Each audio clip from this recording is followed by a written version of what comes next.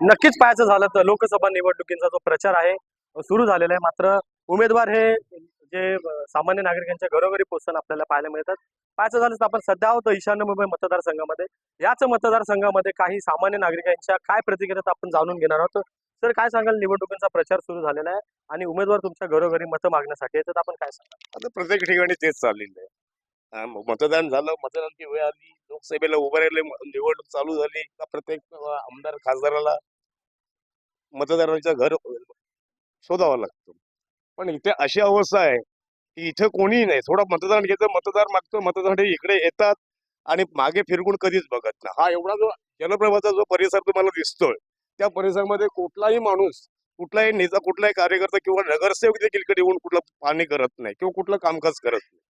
फक्त त्यांच्या सोयीसाठी, मतदानासाठी लोकांना तेवढ्या पुरत्या मतदारसंघाला तेवढ्या मतदार लोकांना गुमराह करण्याचा प्रयत्न करून त्यांना एक फसवणूक म्हणून ते एक निघून जातात.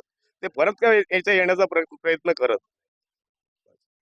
अशी ही समस्या इथे लोकांच्या कामं तशीच पडलेली आहेत बघा सगळी. काय या साईडला पाठीमागे गेलं तर गटर साफसफाई कधीच होत नाही. नक्कीच काय सांगाल? विद्यमान खासदार मनोज कोटक होते, आतापर्यंत हे किती वेळा इथे येऊन गेले? कोण? मनोज कोटक विद्यमान. नाही नाही, कोणी नाही देऊ, अजिबात नाही, कोणी आलेले नाहीत. आणि इथे येऊन काय त्याने कोणी पाहणी पण केलेली नाही. अजून आता याच्या पुढे काय येणं होईल का मतदारासाठी येऊ शकतील, कारण का अजून काय बरेचसे दिवस अजून बाकी आहेत ना मतदान.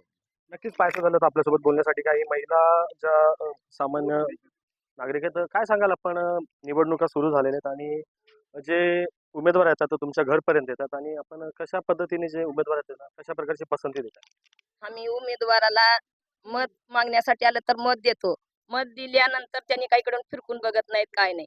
राशन 2 किलो देतात. 2 किलो एक माणूस 1 महिना खातय का? नाही. राशनाची सुविधा नाही. हे सरकार म्हणजे असा की कोणत्याच गोष्टीची सुविधा करत नाही. मुलं शिक्षण शिकून बसल्यात, एक 15वी शिकल्यात, कोण काम नाही, धंदे नाही, असेच मुलं फिरतात आणि दारू दारू पिऊन मुलावाचं पूर्ण नुकसान होऊ लागले.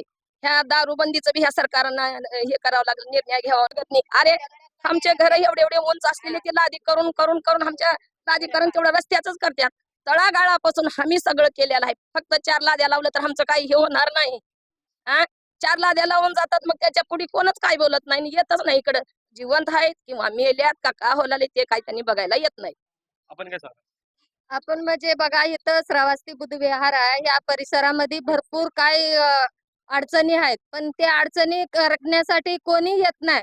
फक्त मतदान आली की 8-10 माणसं घेणार, जमा करणार, 15-20 येणार आणि त्यांचं मेळावा करणार आणि त्यांच्यामध्येच ग्रुप करून हे करणार. मग असं नाही होता, लागून समाजासाठी सगळ्यांनी झटावं आणि समाज पुढे आणावं. आपला समाज सोडता दुसऱ्या समाजासाठी पळ काढतात आणि कोण आपण खऱ्या नेतीप्रमाणे चालतोय त्याला तिथंच बस म्हणतात आणि पुढे निघून जातात. असं न करता कामं नाही. आणि मुली भरपूर शिकलेल्या आहेत, घरात बसलेले मुलं शिकलेले आहेत, काम रोजगार नाही, महिलांना रोजगार नाही, गल्ली बोळातले काम होत नाही. जे बी नेता येतो तो बोलतो तुमचं सगळं होऊन जाईल, तुम्ही सगळं करणार. आम्ही सातत्यानं 1 वर्ष फिरलं इथं गल्ली बोळामध्ये लाईटी लावायसाठी, तेव्हा आपल्याला कुठेतरी वंचित एका गल्लीमध्ये लाईटी लागलेल्या आहेत. गल्ली बोळामध्ये चोऱ्या होत्यात, माऱ्या होतात, कोण छेडाछेडी होते. ह्याच्यामुळं कुठं गल्ली बोळात काहीच सुविधा झालेल्या नाही.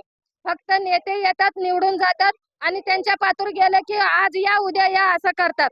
असं न होता काम नाही आणि काही करून आपल्या समाज आपल्या खंबीरपणाने उभं राहून आपला नेता निवडून आणून आपला विजय व्हावा, हेच माझं मागणी आहे. आणि आज इथं बोलते आणि 10 माणसात पण बोलते, आपलाच उमेदवार यावा आणि आपलाच विजय नक्कीच काय वाटतं तुमचा उमेदवार नक्की कोणता उमेदवार असेल आणि सरकार कोणाचं आलं पाहिजे यावेळेस? सरकार आपलंच आलं पाहिजे. आपलंच म्हणजे कोणाचं? आता इथे पाहायचं झालं तर ह्या जिल्ह्यामध्ये मिर कोटेच्या आहेत, जे महायुतीचे आहेत आणि महाविकास आघाडीचे संजय पाटील आहेत. तर काय वाटतं कोण जिंकलं पाहिजे? नाही आपलं वंचितच आलं पाहिजे. वंचितवालेच आलं पाहिजे. आपल्याला वंचितच पाहिजे. वंचितचा उमेदवार कोण आहे माहिती आहे का? दाऊद कोण खान काय गौंडी उकडून आहेत आपले आणि बाळासाहेब आहेत. तर एवढं आपण फिरत नाही, हिंडत नाही, तर आपल्याला काही एवढं हे नाही. आणि कोण फिरायचं नक्कीच वंचितचा जो उमेदवार आहे तो जिंकला तर ते कामं करतील का असा विश्वास तुम्ही करतील दाखवता? ना, कामं करतीलच. त्यांच्या पाठीशी आपण उभे राहून खंबीरपणाने कामं करून घेऊ. आणि आपण तुम्हाला वोट दिलं तर आपल्याला विचारायला त्यांना ताकद पोचते ना. आम्ही तुमचं सगळं काम करून ओके दिलेलं आहे, तर आमचे पण कामं तुम्ही करा. आतापर्यंत वंचितचे उमेदवार जे दौलत खान आहेत ते आतापर्यंत इथं किती किती वेळा येऊन गेले? नाही, ते आता नवीन उभं झालेले आहेत. ते नवीन उभं झालेले आहेत. कामं करतील हा विश्वास आहे. विश्वास कामं करतील असं नाही, पण ते उभं राहिलेले आहेत, तर आपल्या कडून राहिलेले आहेत ना बाळासाहेबाकडून. त्याच्यामुळे ते हे करायचं त्यांना. कार्यकर्ते तसे करतात कामं. नक्कीच पाहायचं झालं तर जे आपण सामान्य नागरिकांशी बातचीत केली असता उमेदवार हा फक्त निवडणुका आल्या की प्रचारासाठी या परिसरामध्ये येत असतात. त्यानंतर जिंकला तर इथं फिरकत सुद्धा नाही असा आरोप थेट सामान्य नागरिक करताना आपल्याला पाहायला मिळतो. अनिल सावरे, जय महाराष्ट्र न्यूज, मुंबई.